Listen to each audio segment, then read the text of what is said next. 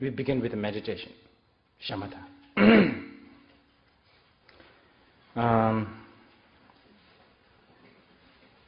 I believe we can sort of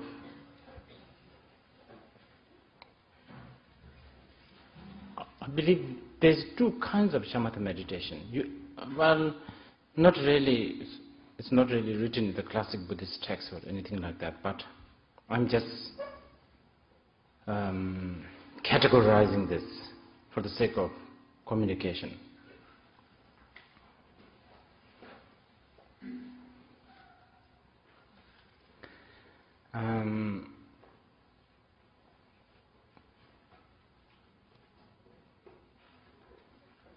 One is,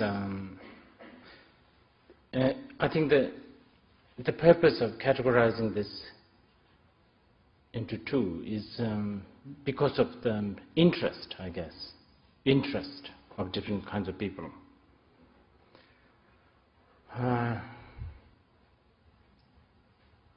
Interest or motivation. So therefore, I will call this let's say the first shamatha meditation is like worldly kind of oriented, worldly oriented shamatha meditation. And then beyond the worldly oriented shamatha meditation.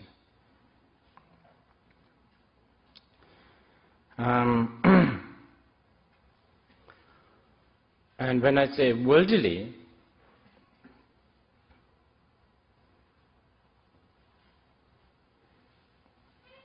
I'm talking about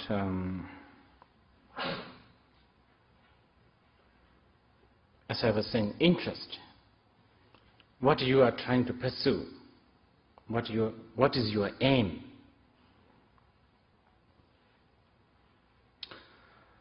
For most of us worldly beings, our aim is very simple, I guess. Temporal. Just to be happy. And profitable, if it's possible. And therefore,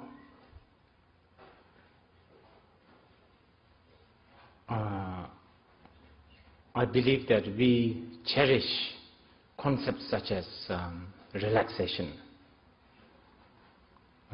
able to concentrate, the ability to concentrate. And then all kinds of other things like ability to communicate with friends and family and the world. And we constantly want to improve this. We want to improve the way we communicate. We want to improve how we relax. You know, stuff like that is important, isn't it? Like to be free from stress, all kinds of things. So those I categorize into one, and which I call this worldly shamatha meditation, worldly oriented. And that's easy, actually.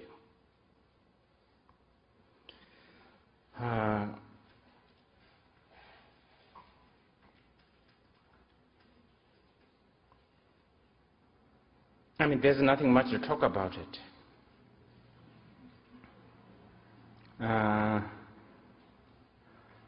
Basically, what we must try to do is we must try to gain more control over our mind.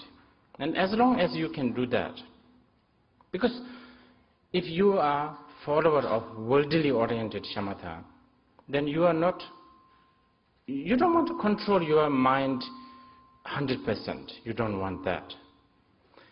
Otherwise, many of the so-called fun and intrigue and all of this you will miss. So we are talking about like maybe 10 to 20% control over our mind, and the rest should go wild. And because that way you become a perfect samsaric, successful person. We know that when we are out of control, 100%, out of control, then we suffer. This we know. So,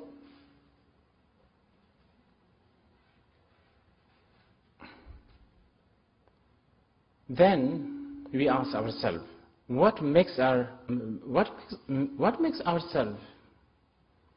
sort of out of control? What is it that we become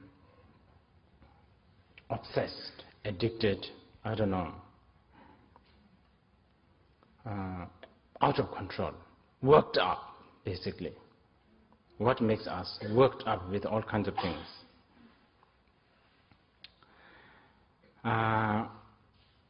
We then will, I guess we will know that basically it's because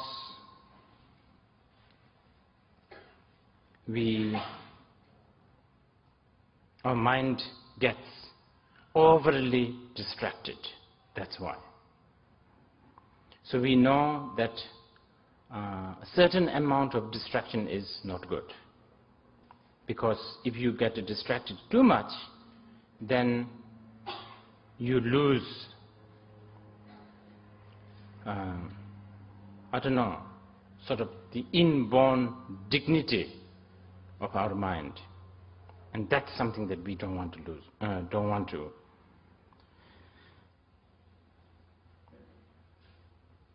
So, in order to achieve that, what then we can do is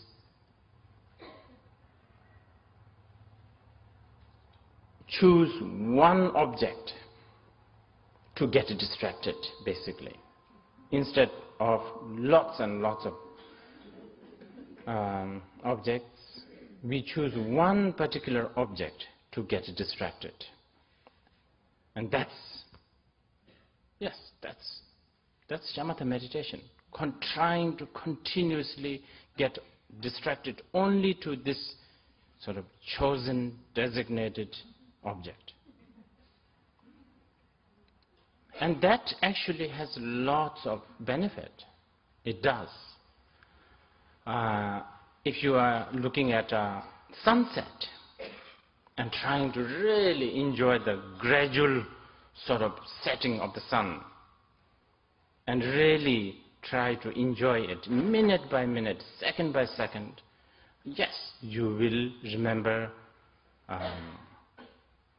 the car key that you have recently lost and stuff like that. And that proves that actually trying to distract your mind on a chosen object does calm your mind.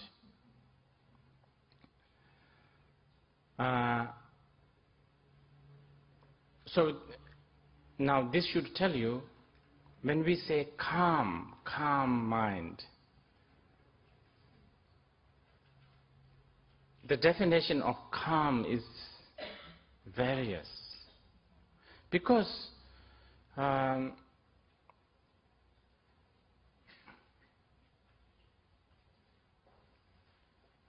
calm, many times calm can look very agitated and vivid and all of that, which if you have time we'll get back later. But anyway, so why not we do this worldly bit, worldly shamatha, worldly oriented shamatha? Because I'm sure some of you don't want to really get into this Buddhism and, beyond worldly stuff. I mean, there's no reason to. And this alone will give you enough?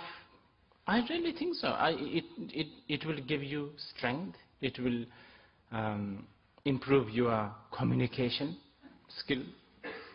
It will help you free from stress. All the things that, self-help methods can be put into nutshell. And actually you can do that. And a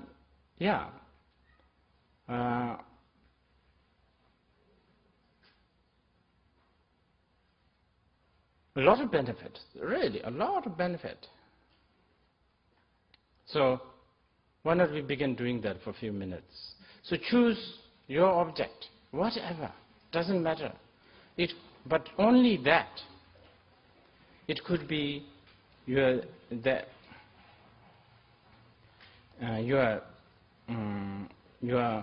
sort of breathing in and out. Just concentrate on that. Or it could be the constant sort of humming of the air condition, or somebody's neck in front of you, whatever. Or your feeling, if you have a constant feeling somewhere. So just choose that and watch that. Nothing else. So let's begin.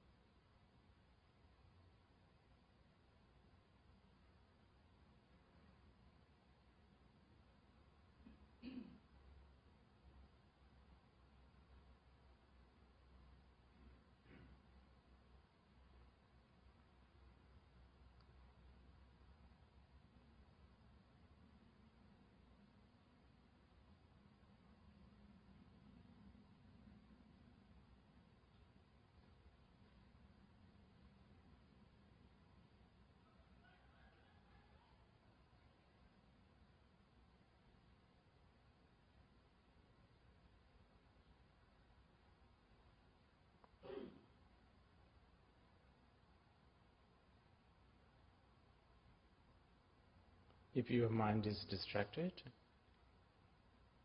go back to the object.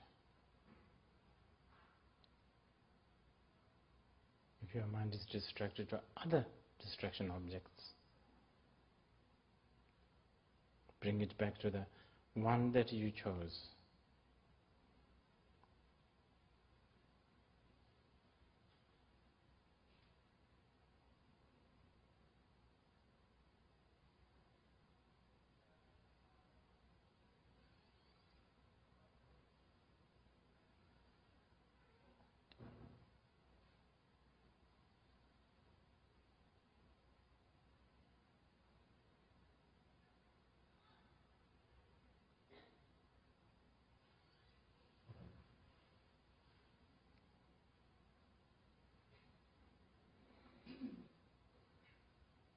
If you are frustrated because you can't concentrate, forget the frustration, just go back to the object.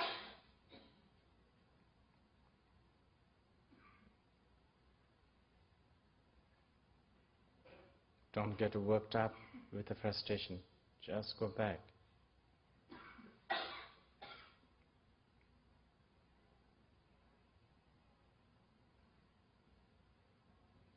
If you think that you are concentrating well, forget that, just go back to the concentration.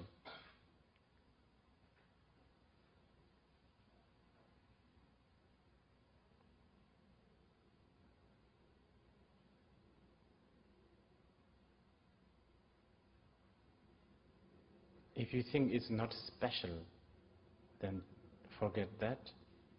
Just go back to the object.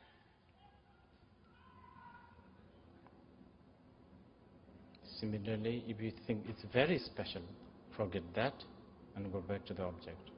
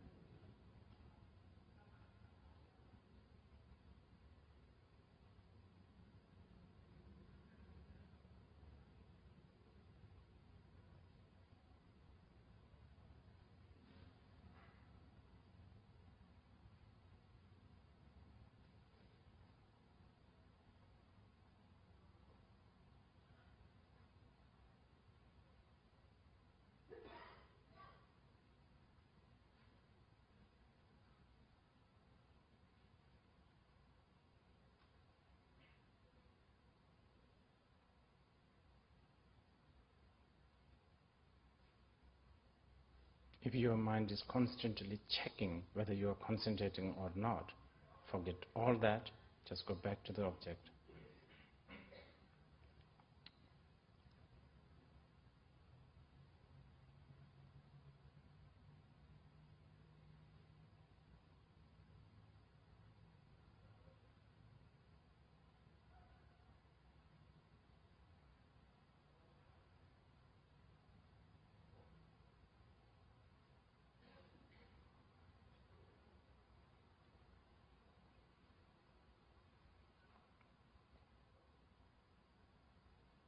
Okay, that's it.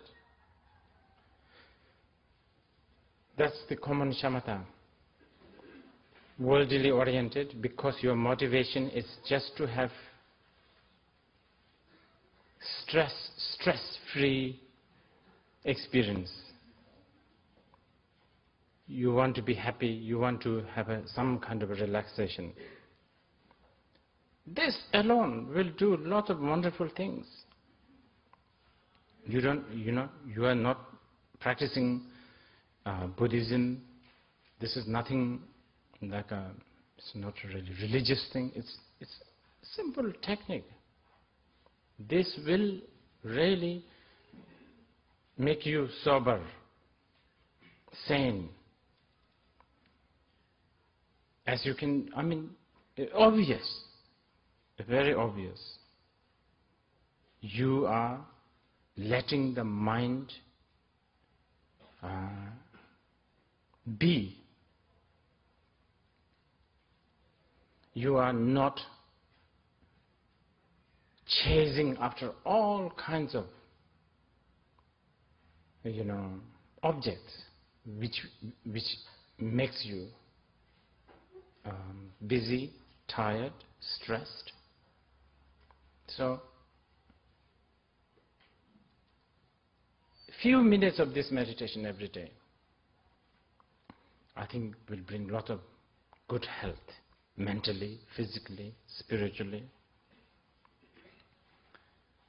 When you meditate these, you will have all kinds of sensations and all of that.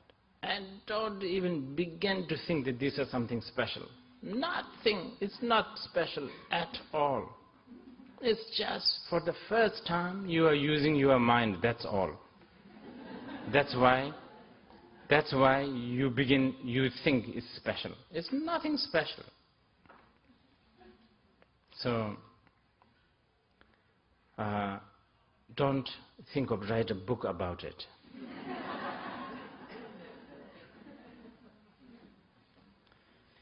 Okay, but this common shamatha, or what I call the worldly oriented shamatha, there's one weakness about it, quite a big weakness. It is a high maintenance kind of, it needs to be maintained. You have to meditate basically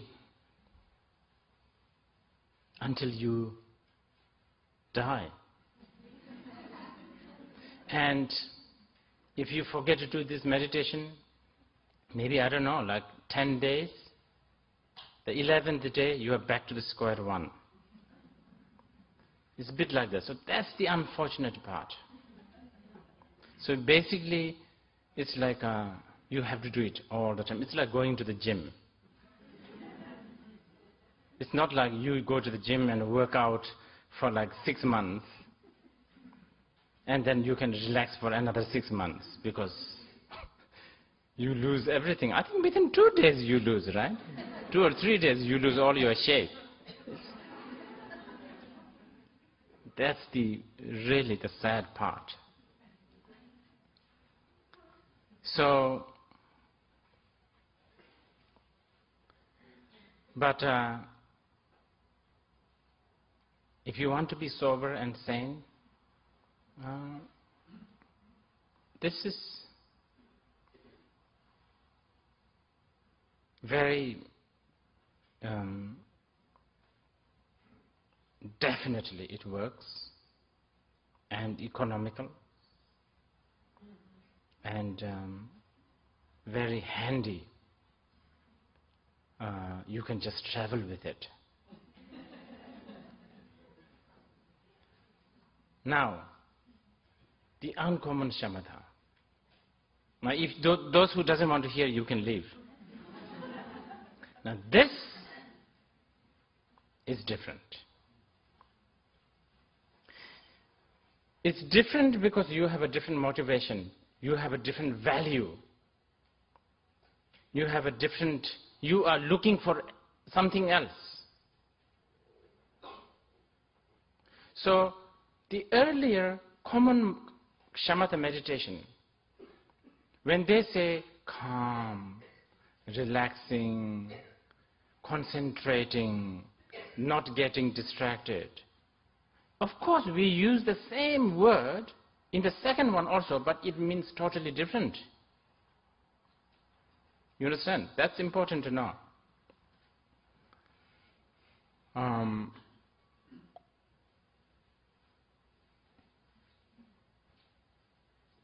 Yeah, different value. See, the first common, common shamatha, your view is you want to be successful, you want to be happy, and you want to be healthy, you want to be sober. That's your view. In the second one, as the Shantideva said, what is healthy? Physically healthy, mentally sober, mentally sane even. But worldly. Sane, but worldly sane. That's not really sane, according to the second one. So the way your approach is different, your value is different.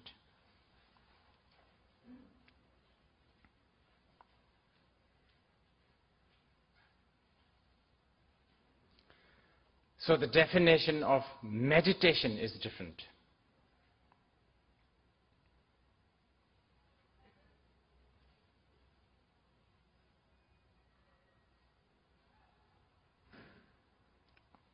Of course,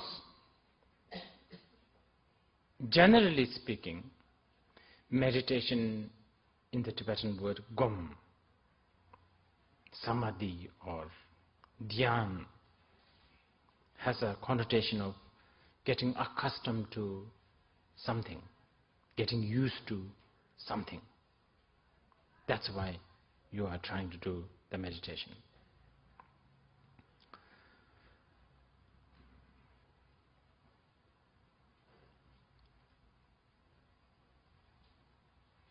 But what are you trying to get? Yeah. So there's something that you are trying to get used to. And that something is what we call the view. So see, the second kind of shamatha has a much different view than the first one. View is important. The view will determine the path. If you want to be a model, then you should not eat. If you want to be a sort of skinny, slim model, then you should not eat rice. Slim, skinny is beautiful. That is a view. In order to get used to that view and actually manage to attain that view, or the goal and the view in this case is similar. What do you do? You meditate upon, you read holy sort of sutras such as South Beach Diet, is it? Meditate upon them and actually diligently sacrifice lots of delicious things. Really renounce hamburger, renounce, lots of acts of renunciation. You have to practice that. Now, if you are a sumo wrestler, then you have to be fat. Because if you're bigger, the better, more elegant, very majestic. You can look at your opponent with your blazing eyes, with your amazing, incredible round face and round body. That is the view in this case. And in order to achieve that view, achieve that goal, you have to eat lots of rice and avoid as many as possible sprouts. Because so those are the things, you see, so the view makes everything different. So there's a shamatha, right? We talk about shamatha. The earlier the view is personal, worldly happiness, relaxation, whatever. Actually, that kind of view and meditation and action, I think there's quite a lot. I don't think I have to teach here so much.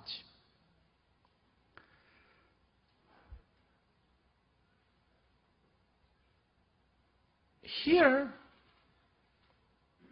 in this case, the view is different. Okay? So now let's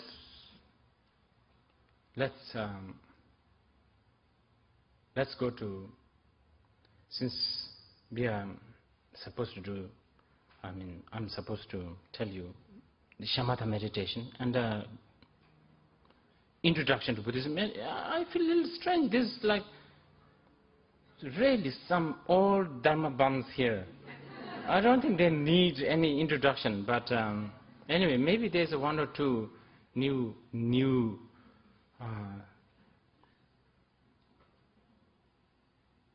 souls who are about to become, I don't know. So you have to be careful here now. If you use your own rational mind as much as possible. Anyway, so now what I'm going to do is I'll introduce Buddhism, because now we are talking about uncommon shamatha. And uncommon shamatha is uncommon because of the view. Okay.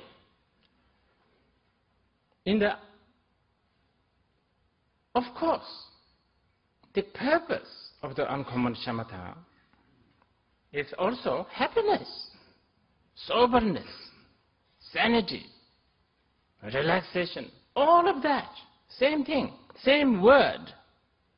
But this time, what do we mean by sober? Different. What do we mean by sane? Different. And I will tell you why.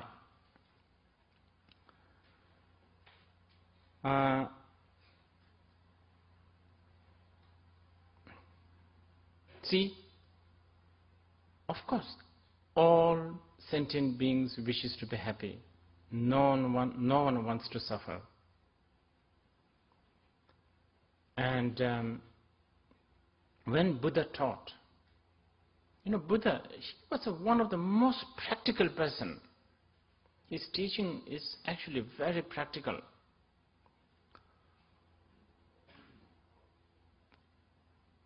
Very pragmatic, I would say.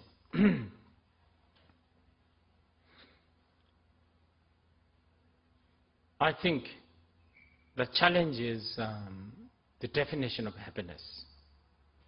This is where things becomes different. The worldly people's definition of happiness and worldly people's so-called happiness is what something Buddha found as a suffering, pain, impermanent, essenceless,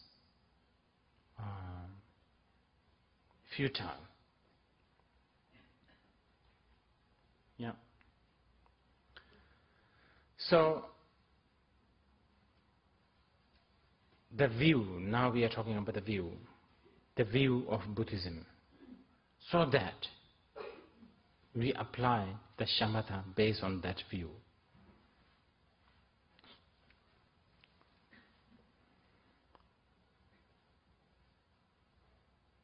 Of course, the Buddhist view is very complicated, very complex. It's not that easy. It cannot be told within 1 hour.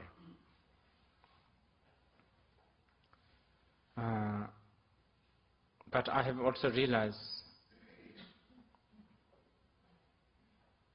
I can't really just tell you, as I'm introducing Buddhism to you. This introduction of Buddhism for the beginners is the biggest challenge for me, always. It's the biggest. So it really is the most difficult subject to teach. I much prefer to teach the whole set. Introducing Buddhism within 1 hour is difficult. Because I can't tell you, to be vegetarian, to be pacifist, to chant some mantras. These are what we call Buddhism. That's not it at all. Not at all. Buddhism is not, being vegetarian is got nothing to do with Buddhism. Otherwise, many of these, these vegetarian fanatics, they would have achieved enlightenment already.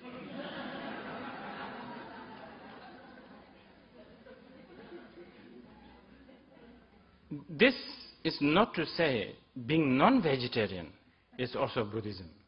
Nothing to do with that. In fact, I will tell you, strictly speaking, following the Gautama Buddha is got nothing to do with Buddhism also. Really. Strictly speaking. Buddha himself said, you are your own master. No one is your master. And I will tell you something. The Buddhists talk about emptiness. And there's some Buddhists think now, that's quite special. That's Buddhism. No, actually not.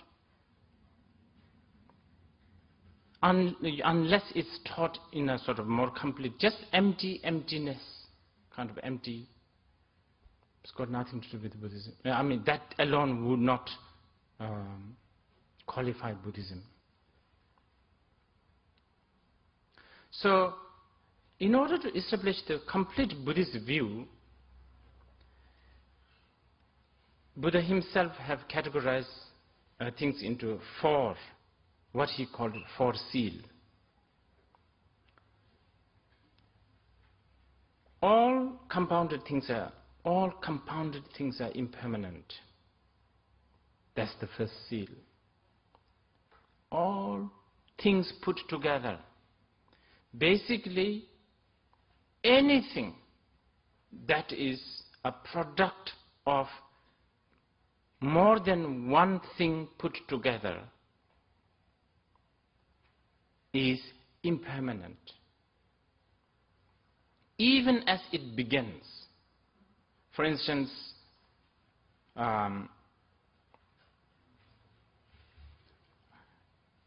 even,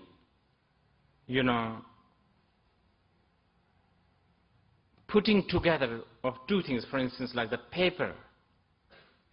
When each page, the paper, was a separate entity, and when this is put together, the shape of this automatically changes, isn't it? Automatically. For instance, like let's say, see, now I put together, so the shape has changed from this to this. So we are talking in a very precise sort of level of impermanence. So that's the first seal. Everything that is compounded is impermanent. Not only the death, even the birth, existence, everything. That's one view. Okay, now how does that help? That works with the shamatha that we are doing, right? Maybe that's your question. Oh, it works. See, now the Buddhists think, based on the first view, the Buddhists think like that. Okay, everything that is compounded, everything that's put together is basically impermanent, meaning uncertain. They are not, uncertain, unpredictable. You cannot trust. Never. Any small situation can change everything. So basically, nothing, basically anything that is compounded, you cannot trust. So, what do we do? This very knowledge is what we call revulsion or renunciation. Remember, the South Beach diet people, they renounce, what was it? Rice. Yeah, like that. Here, in this case, everything that is compounded. Now, in this case, when we say renounce, we don't mean you try to go away from Vancouver to somewhere, I don't know, somewhere like a Whistler or something, or a Kathmandu or somewhere, where you escape. You cannot. Everywhere you go, Whistler, Squamish, Kathmandu, Bodh Gaya, everything is compounded phenomena. You cannot escape from the fact that all compounded things are impermanent. So what can you do? It is not the impermanent that bothers you. It is not. Impermanent is just a phenomena. It's just a what do you call it? It's just a situation. That is not that gives you pain. So what is it that gives us pain? For us, when we look at something impermanent, we don't think that it is impermanent. We think it's permanent. That misunderstanding bothers us. That misunderstanding destroys us. So, what do? We renounce this kind of misunderstanding. Very difficult, I'll tell you.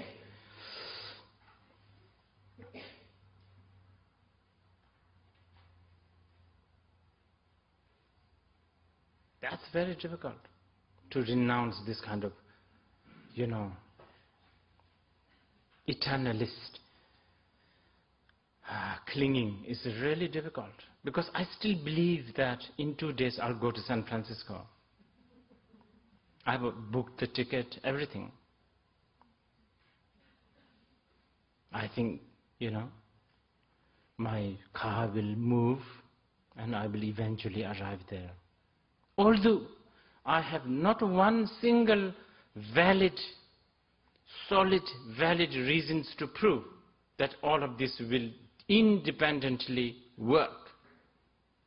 But I have that strong clinging that these will work. And that clinging is what I'm supposed to renounce. Yeah? So, now, let's go back to the shamatha. So what does shamatha do? Shamatha, one of the main purpose of the shamatha is what we call make the mind workable. Right now, our mind is like a piece of wood. Cannot bend, it's not bendable. It has a certain way of thinking, and that's it, you are stuck with it. We are also stubborn. This is the only way we think. Not workable.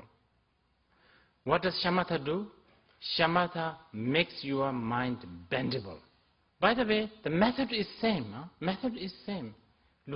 Watching your breathing in and out, or choose any object, doesn't matter.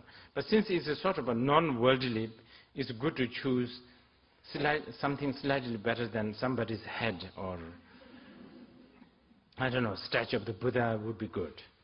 Or, the classic standard object is the breathing in and out.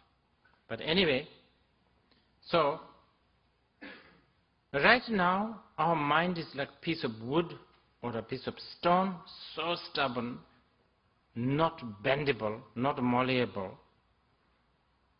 Therefore, we look at things that are actually impermanent, but we stubbornly, like a piece of wood, think that they are permanent. And that is something that we have to crush. And that's why we do shamatha. You understand? Yeah. Okay. Second view is all emotion that springs or that stems out of clinging to ego is pain. All emotions are pain, basically. Yes, it might begin well, some of them, especially such as compassion, devotion, love, song, I don't know, all of that. But the culprit, the ego clinging, as long as it's there, it's eventually going to become a bad news. That's for sure. As long as there is a clinging to the self. It could be devotion, it could be very, very philanthropic, compassionate, all of that. But it will always disappoint you. Why? Because any emotion that comes out of ego clinging has to be either hope or fear. And a hope and fear is both equally an assumption, and wrong assumptions most of the time.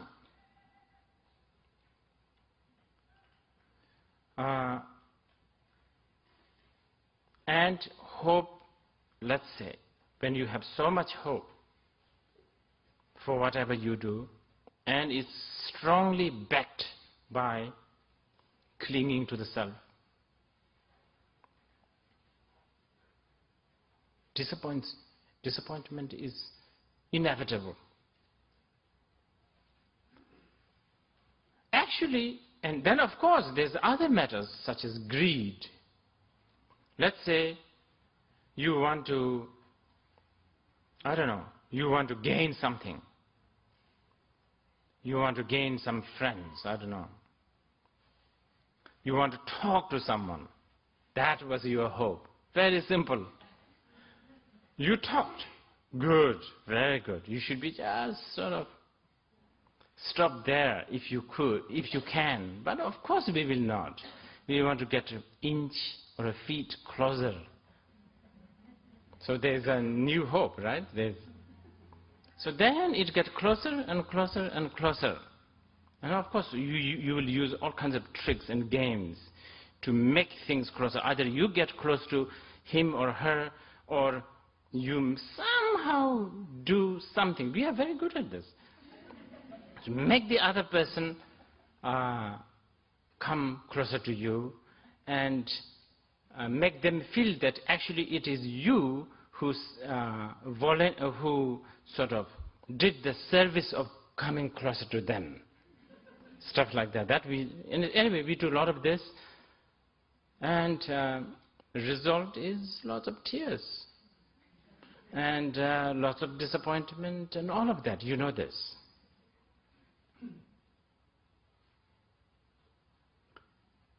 And you know, of course, things goes messy, and if you check, you will know that this is because all these emotions have come from basically one way or another clinging to the self, clinging to your own self. That's the second view. Okay, shamatha. What does shamatha do now? Again, you just watch the breathing in and then out, in and out. That makes your mind workable, malleable, flexible. By making this mind flexible, what does it do? You see, there's a lot of information here.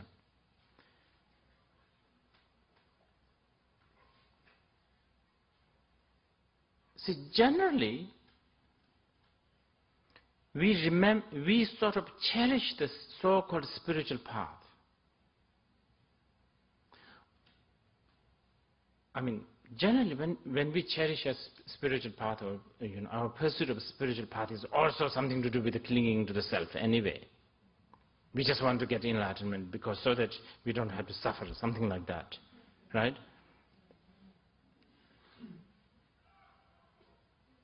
So,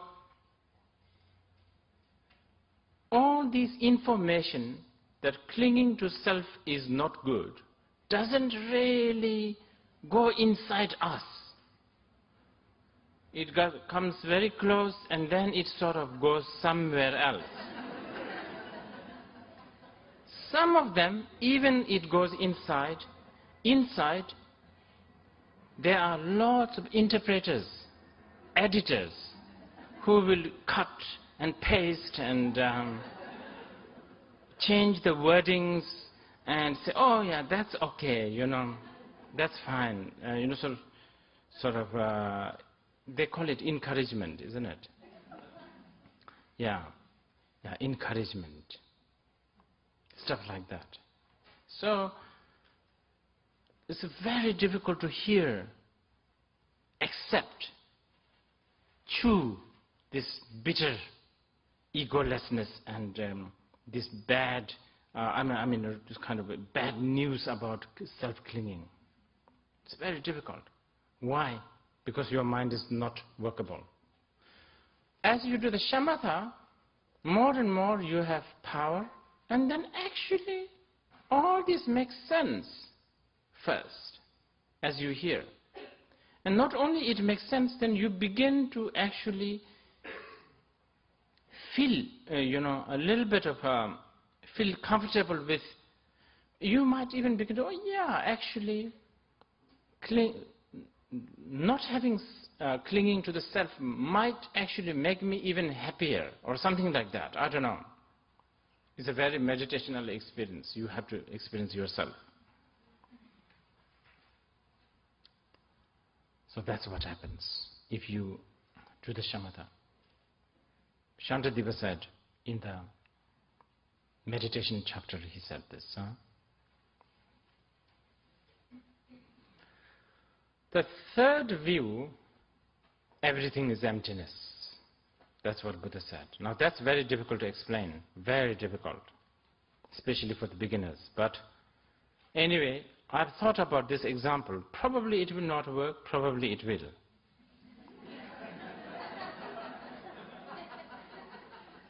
Basically, it means to be, middle path, madhyamika, middle way. Middle way. Now, middle way can be quite misleading. So let me give you this example.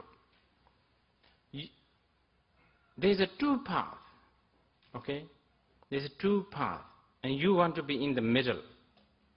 The two paths are, one is founded by, what's his name? Rupert Murdoch, is it? Rupert Murdoch, yes. Rightist, Fox News, I don't know, Wolfowitz, Donald Rumsfeld. Oh, incredible guru lineage there is. There's all of that. And then the other path is headed by Michael Moore, leftist. Many people from Santa Cruz, such as. And I don't know, hippie-dippies, Buddhists, stuff like that. So there's this two paths. You understand? There's a Rupert Murdoch path and then Michael Moore path. What Buddha, in the third view, what he is saying is this: to be in the middle. Now, the question is this: okay, so we have to what? Get a little bit from Rupert Murdoch, and then get a little bit from Michael Moore, and make a sort of more balanced path? No, never. What Buddha is saying is both of them doesn't work. That's what. So middle path means to practice that Rupert Murdoch doesn't work, Michael Moore doesn't work. That is the middle path practice. Madhyamika practice, that is the emptiness practice. Thinking, not falling into this trap of Rupert Murdoch or Michael Moore, whoever. Because either of them. I know already you are thinking, oh yeah, but Michael Moore is good. Many of you. Yes. I already can read, yeah. Rupert Murdoch, he's just the rightist, like fanatic and all of that. But poor, teddy bear like Michael Moore with his baseball cap. I mean, how can we condemn him? This is what you may be thinking. But if you want to learn Buddhism, and especially the third view, that this is the third view, both doesn't work.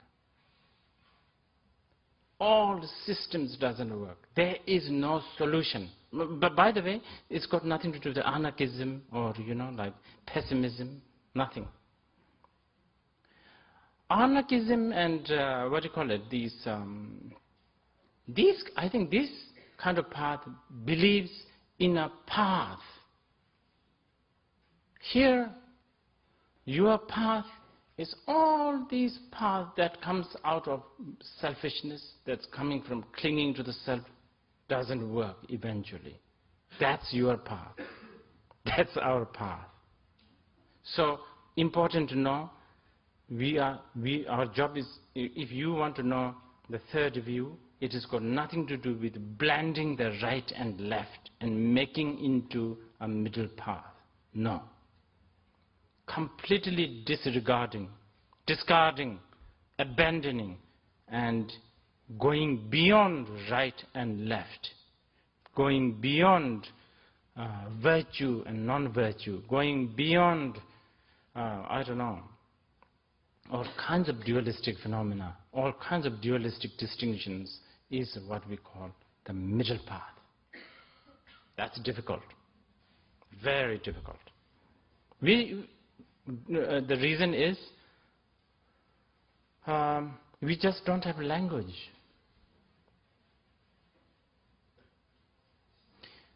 Every language that we have right now is either belong to Rupert Murdoch or Michael Moore. So very difficult to get into our system. But it's not hopeless. You can study both and learn how they are trapped when you are doing the hearing and contemplation and contemplation. Okay? How does that work with the shamatha? Very well. In the shamatha, especially on this level, okay, we are talking about uncommon shamatha, remember? On this level, what are you doing here? You are just watching the breathing in and out. You are not saying that, the first breathing is good. When you breathe out, you are not saying, oh, this is bad. You are not supposed to. Anyway, you are not making judgment. You are not trying to find an answer to a problem of the world, sort of moralistic. It's nothing to do with moralistic. Watching your breathing, your breath in and out, it's nothing to do with moral or ethic. It's just a technique. You just watch that. And as you watch that, what does it do? Because you are not making judgment, you automatically, gradually, you let yourself free from both Rupert Murdoch and Michael Moore. Then you become sober, basically.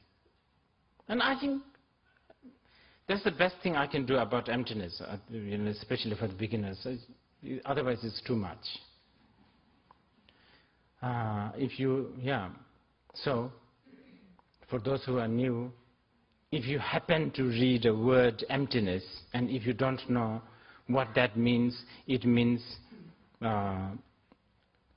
freedom from Rupert Murdoch and Michael Moore.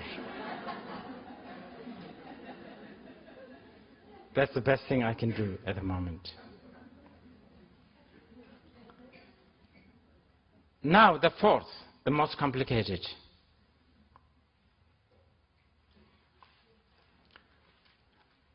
And I don't know how the shamatha works here. I don't think so, because that's a result level anyway.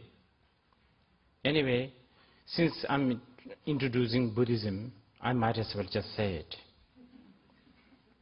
Because this is the important one. Buddha said, nirvana is beyond extreme, or beyond extremes. Nirvana is beyond extremes.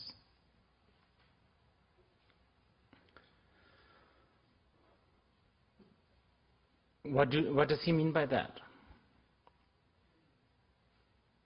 Several things. Okay. What are we doing here, all these Buddhists? What are we looking for? Oh, everybody says nirvana, enlightenment. You see, those common shamatha practitioners, they have a much easier answer. What are you looking for? Relaxing mind. I just want to be relaxed. I just want to gaze at sunset and relax. Much easier. But for the Buddhist, what do we want? What are we looking for? Enlightenment. What is that? What is enlightenment? For many of us, enlightenment is like a product of some distant future, isn't it? Most probably when we die, then if you are a good Buddhist, you will go to enlightenment.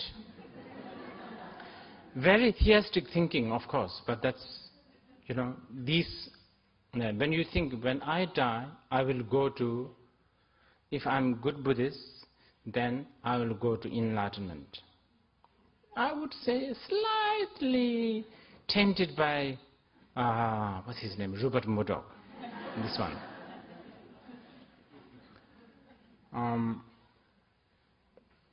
But then there's also Michael Moore kind of thing also, I have met mostly sort of ex-junkies and hippies. Oh, everything's perfect. What do you want more? This is enlightenment, sort of make-believe kind of enlightenment. Imagine that everything is enlightened like that. Imagining everything is colorful, I don't know, rainbow. I forgot the terms anyway now, all of that. Anyway, those are, again, left-wing enlightenment. Leftist enlightenment. So we don't want that. So what is enlightenment? Enlightenment is beyond extreme. Now that means a lot. Enlightenment, I believe, actually is when, okay, let me put this in a different way. I think enlightenment is nothing special. When you finally realize that all this time, this burden of needing to be special is finally shrugged off, sort of, like this. Shrug off, is it? Shrug off? Like shrug off. When you finally manage to shrug off this burden to be special, maybe you are closer to the enlightenment. Closer, I should say. Otherwise, yeah. So, it's neither bad nor good.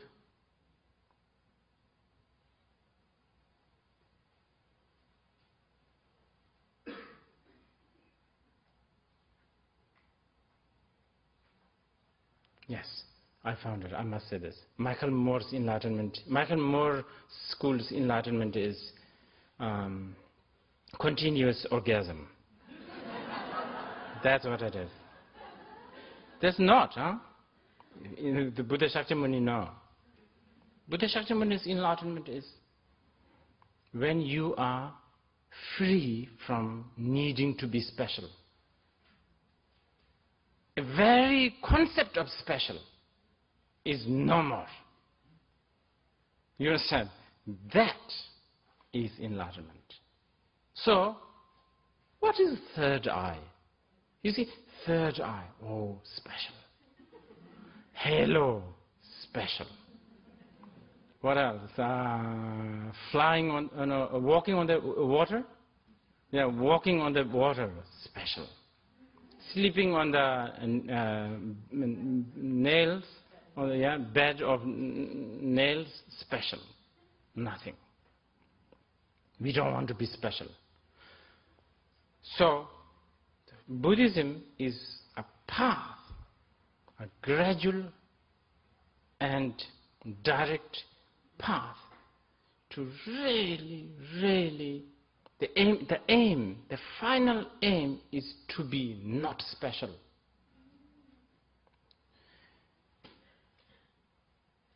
It's kind of disappointing, isn't it?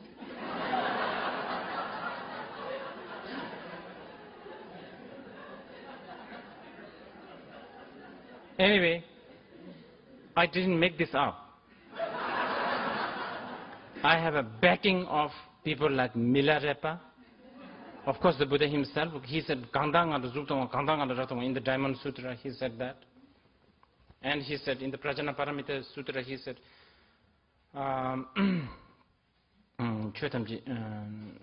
all phenomena are like a dreams and like illusion. Enlightenment is also like a dream and illusion. If there's anything better than enlightenment, that is also like a dream and illusion.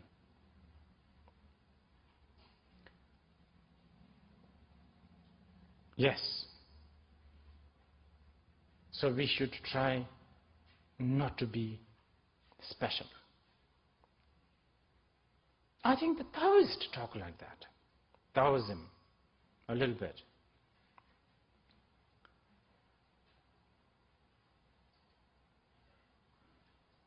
So,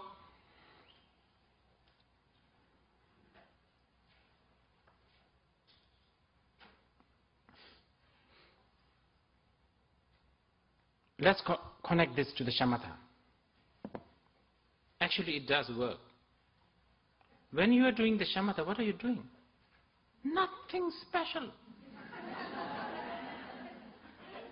You are not chanting mantras. You are not channeling. You are not. That's what I was saying earlier. If you have a special feelings, special dreams, special sensation in your what do you call it, belly, belly button, what the button, yeah, butterflies coming up and down, stuff like that, or you feel like I don't know, some kind of sensation, light. Ooh, not good. You are slightly tempted by Michael Moore. These are Michael Moore school. Light, experiences, compassionate, and all of this. In the shamatha, you just watch this completely non-special air going out and in through your completely non-special the nostril, which is actually located below your absolutely not special nose, which is sitting on your completely not special face, and so on and so forth. Not special at all. Just watch that.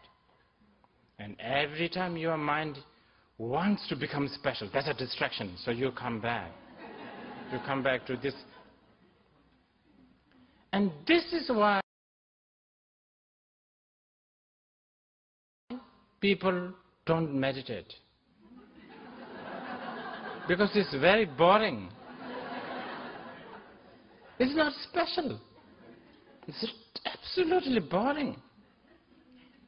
But what they don't know is all this pain, all this anxiety that we have is because of wanting to be special and thinking that there is something special. That's it.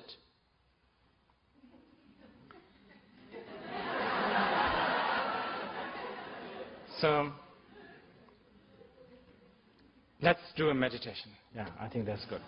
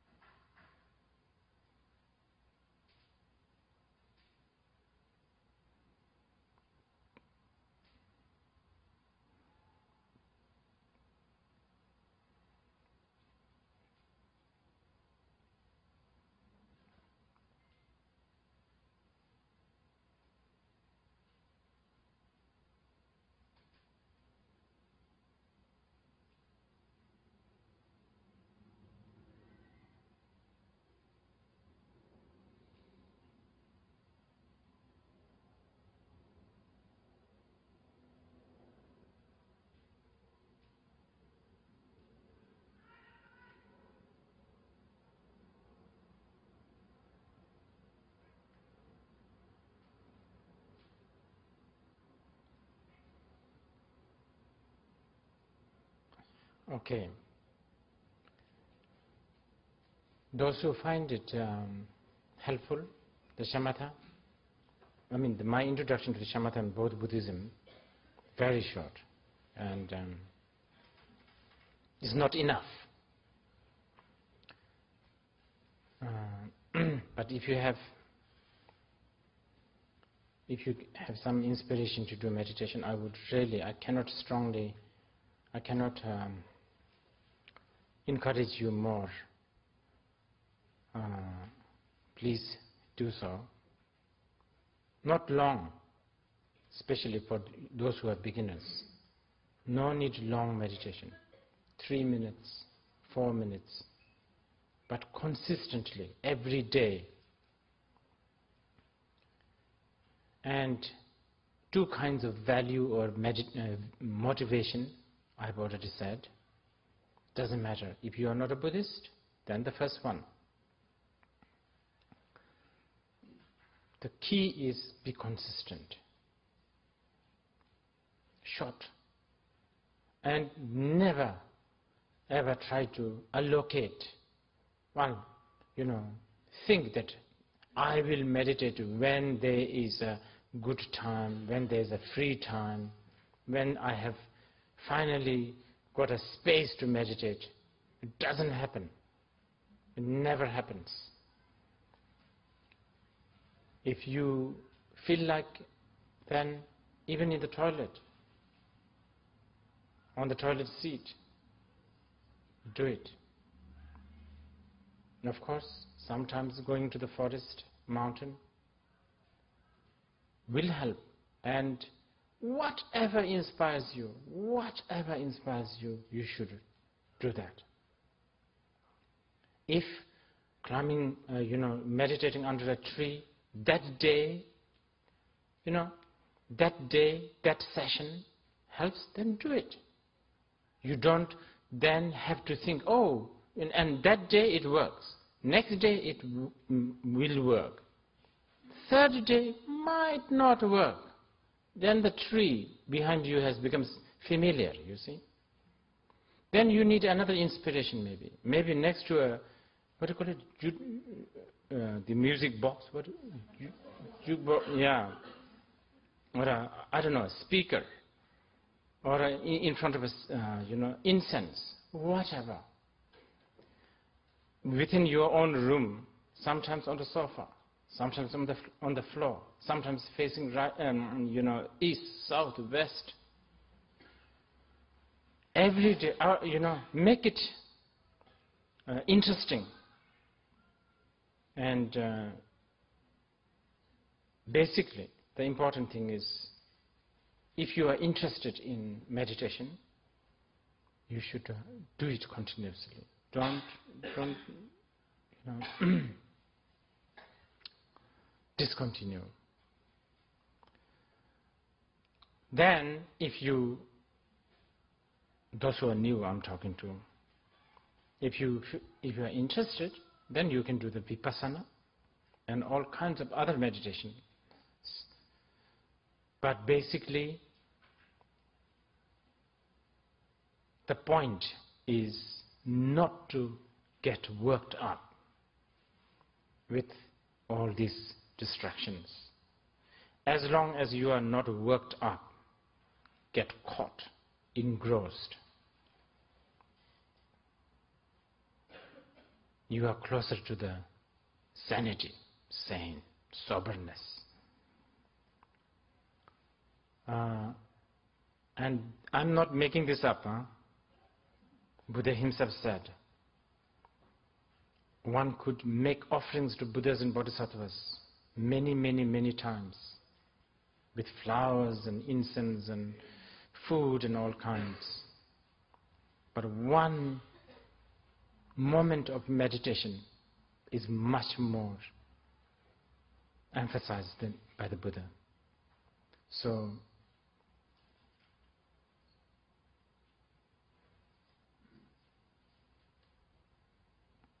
get used to this path of, especially if you want to be Buddhist or if you're already Buddhist, this profound path of the Shakyamuni Buddha.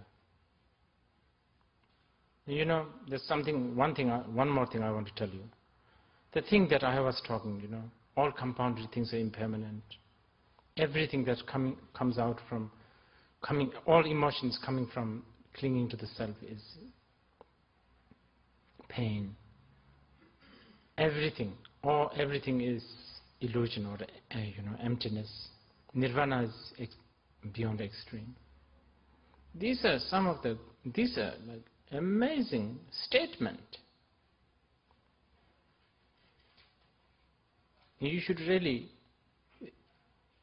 imagine these are the statement spoken 2,500 years ago. So progressive thinking, I would say. Even today, people are still stuck with all kinds of moralistic, political correctness, ritualistic, religion, sectarian and all of that. And here we are, this man has spoken this four, and this four is Buddhism. Not just, joining a monastery does not qualify you, Buddhist. You could join a monastery, you could join a group, a Buddhist group, and you could be not accepting one or four of this. You are not a Buddhist. And you could be not a Buddhist by name, but you could actually agree with these four and actually try to live with these four principles. You are Buddhist. Or I should say, you are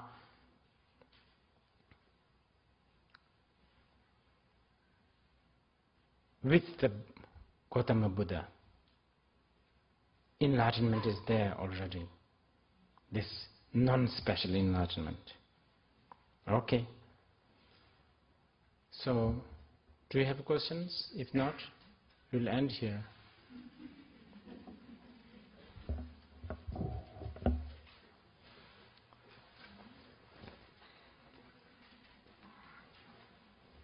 You don't have to ask questions.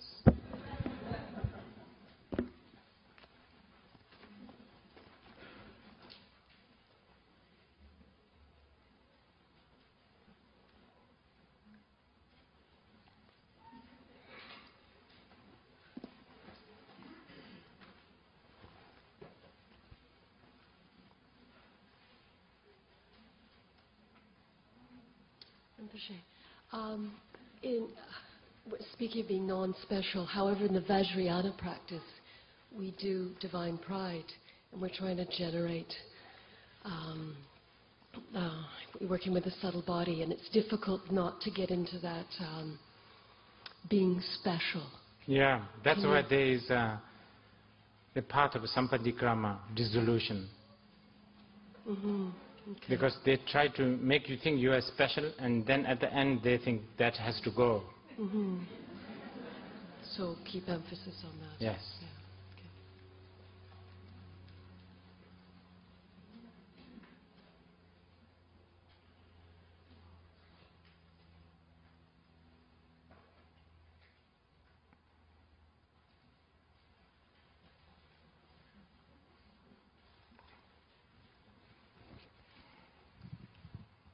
Rinpoche, this is going to sound like a really stupid question, and I guarantee it.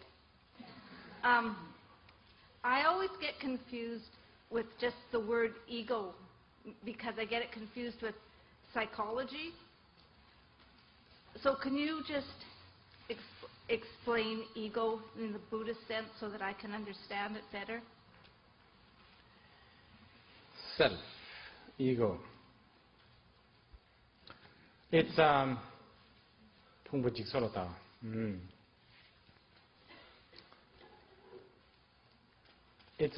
it's a misconception.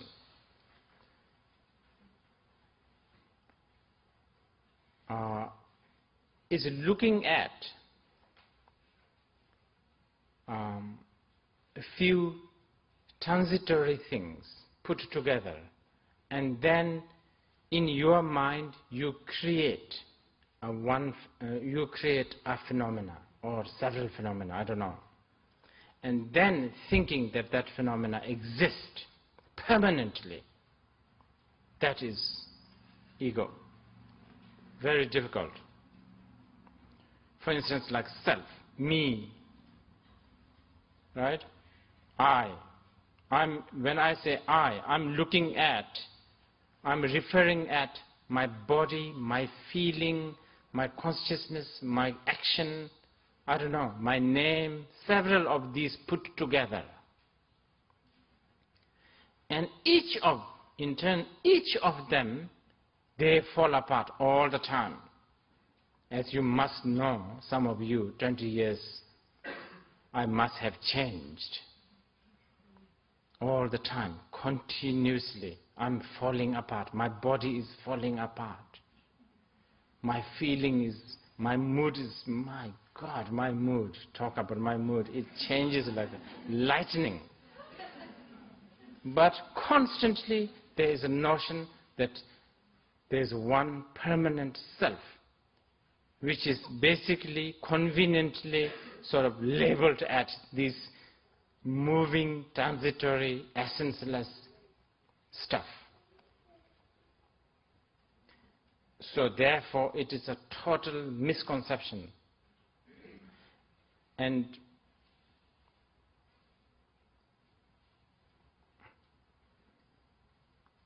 you know, it's a bit like that. Okay, this is sort of my interpretation now. The actual labeling itself is okay. You know, it's like if I name you Victoria, that's fine. But if I give you the name Victoria, and then I think that you are the Queen Victoria, that is where things goes wrong. Actual naming that I is fine, but it's this clinging that this I exists, and that's where things goes wrong, because then it creates all this nightmare. Okay? You want to use microphone? I think it's there one.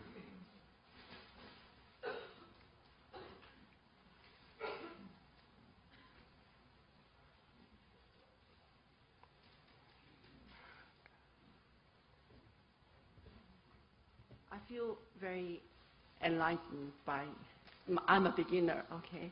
I feel very enlightened by your 4 points. But further away. But there's something I do not understand as far as the third one is concerned, about trying to avoid two extremes, either right or left, okay? What about right or wrong? Because we are all brought up with certain very good. virtues. Yes. Like if a murder is wrong, yes, and the victim is, we're sympathetic with the victim. Now, how do you view that? I mean, how can you say you have no position of anything? I don't agree with the very extreme. Whatever it is, whatever I do, you must have a position. At the end, you must have a stand. I don't mean that.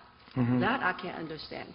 But what I mean is, if in your upbringing, in your education, in your personal values, you know something is right and something is wrong. Yes. Like the war, the aggressor is wrong and the victim is right. I'm sympathetic with the victim. But am I supposed not to have this kind of judgment? Very good, very good. You have listened very well. Yeah. This is what I mean. These things need to be really explained more. Otherwise it creates more, it's like opening what? Can of worm. Now you have found few worms already. You are there, right, yeah.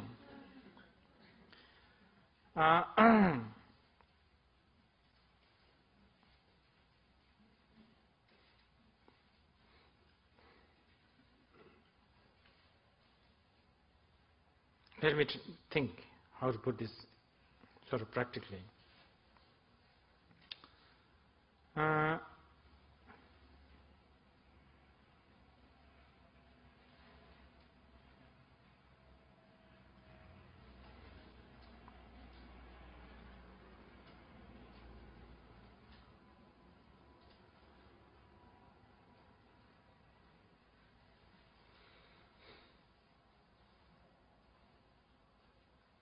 It's very sophisticated, really sophisticated question.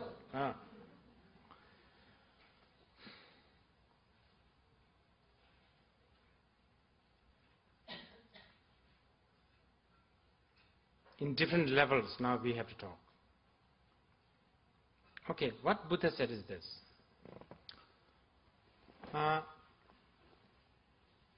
Right and wrong is dualism.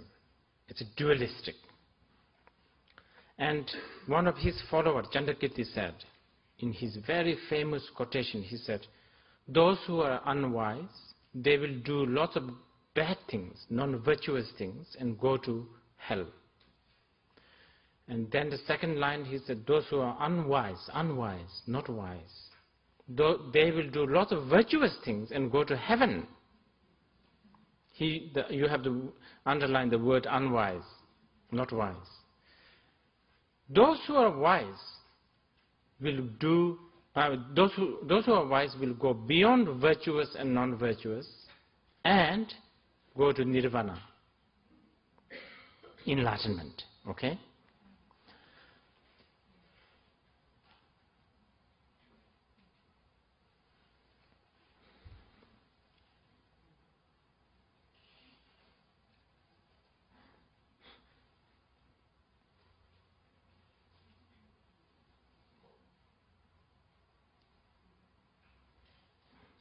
I'm trying to get an example.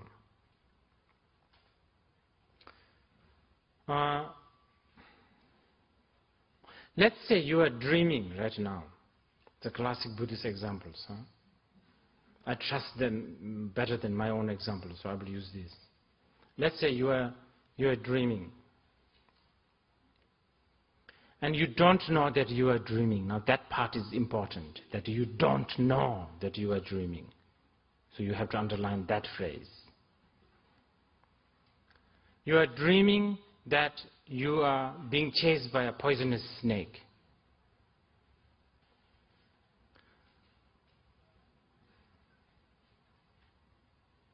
Now, I'll come into your picture, your dream. And I know, let's say, this is all hypothetical and it's just an example.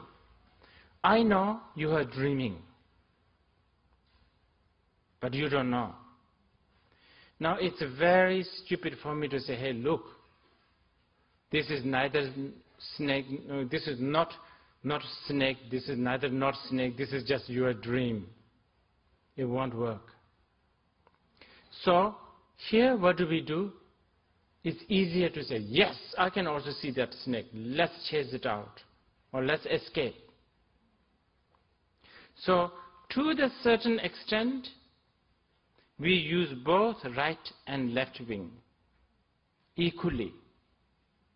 Relatively speaking, we use both.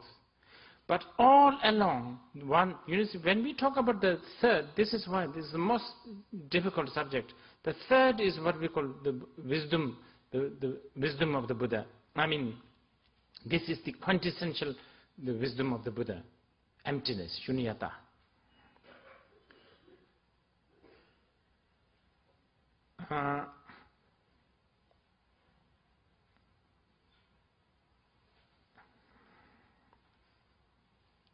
So I guess, okay, let me answer you this way.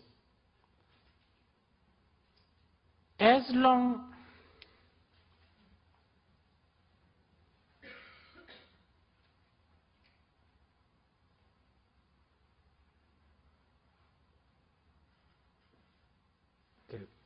I guess I'll just simply sort of try to be practical.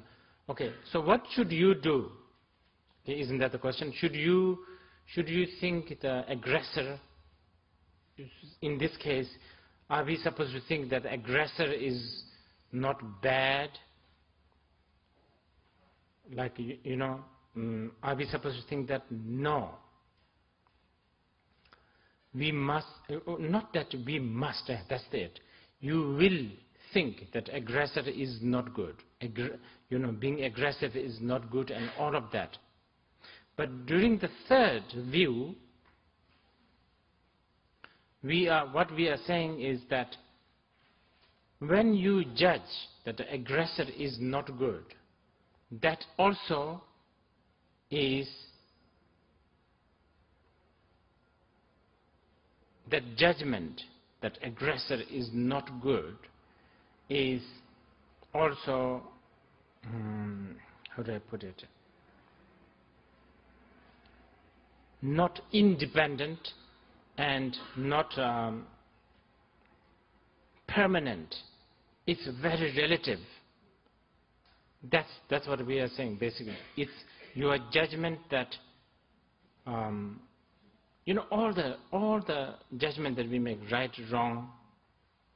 Of course, to be generous is good. But when we say to be generous is good, on the third view, we must have the awareness that when I say to be generous is good, basically it's similar to, oh, I am about to bite by a snake in the dream. So let me run.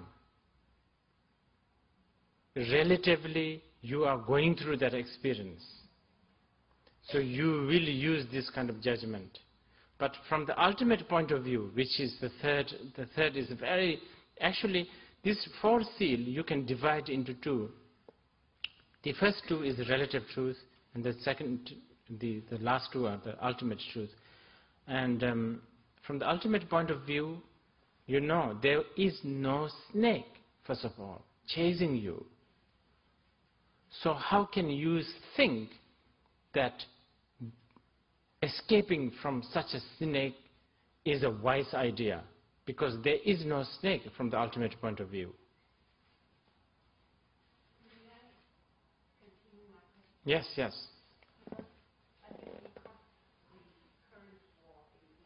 Mm-hmm.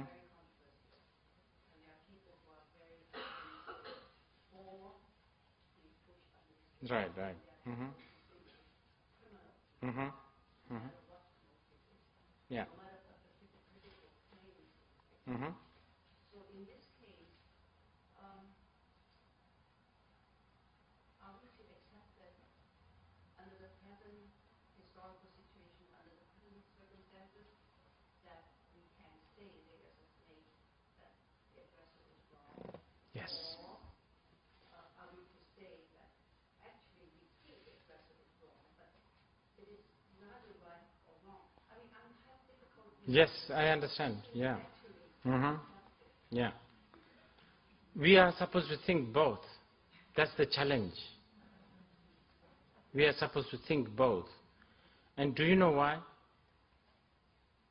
You see, if you have never had that dream of a snake chasing you, you will not have both. The either path is useless.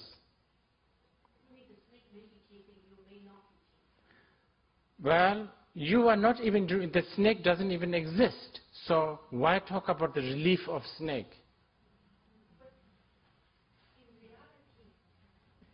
Which reality? Oh, now we are talking having a dream of a snake.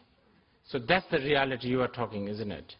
I'm talking about having the reality of war. Yes, yes. Our reality, yes. The aggression, the jealousy, the pride, the solid, you know, war, famine, all kinds of pollution. Yes, of course. Now we are having snake chasing us. Yes, constantly. So, two things we can do. Relatively, we try to escape from the snake. That's what we call Sarvakayana Buddhism. We try to make friends, friends with snake and make the snake useful for us. Or you catch the snake and put a leash on the snake. That's more like a Mahayana Buddhism. And then we have, make friends with the snake, actually. And, yes, use its power and use its sort of allure, the ability to allure and ability to frighten and all of that for our own aid. And that is what we call Vajrayana Buddhism. So we use this way. Now all along, what are you doing? You are dreaming. All along. Actually, you brought this good, because what I'm now saying is basically whole Buddhism, the whole Buddhist path is I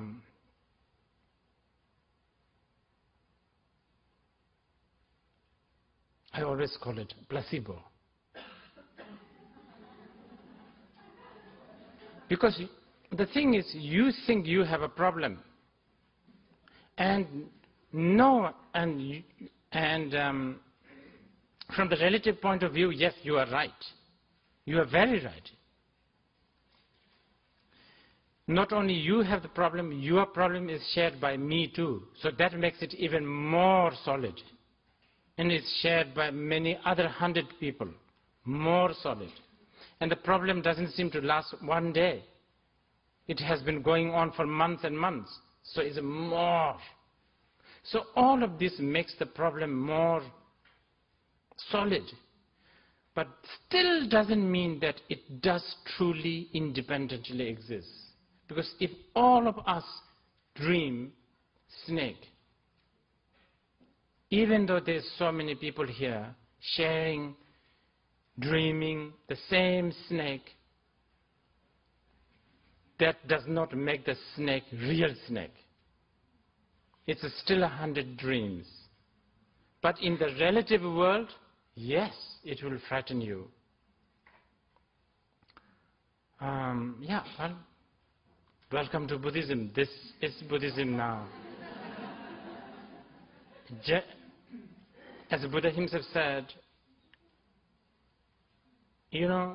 Buddhism is like this. It's like sharpening knife. You have a stone and you have the knife. And so-called sharpening knife, what is it? It's basically exhaustion of two things. Exhaustion of the stone and exhaustion of the iron. And that two exhaustion together, we call it enlightenment. Likewise, what we are trying to exhaust is two things. Our anger, our jealousy, our pride, that's like a stone. And then so-called wisdom, compassion, devotion, which is like the iron. So we rub them together, and then the anger and jealousy and pride, they go. Because they go, wisdom and the diligence and the, all of that is also not necessary, so they also go. So there's no problem, and there's no antidote of the problem. And that's, again, the non-speciality, enlightenment. And don't ask me anymore, because I will end up making you think that this enlightenment is the total boring, nothing inspiring. Anyway, that's it for tonight.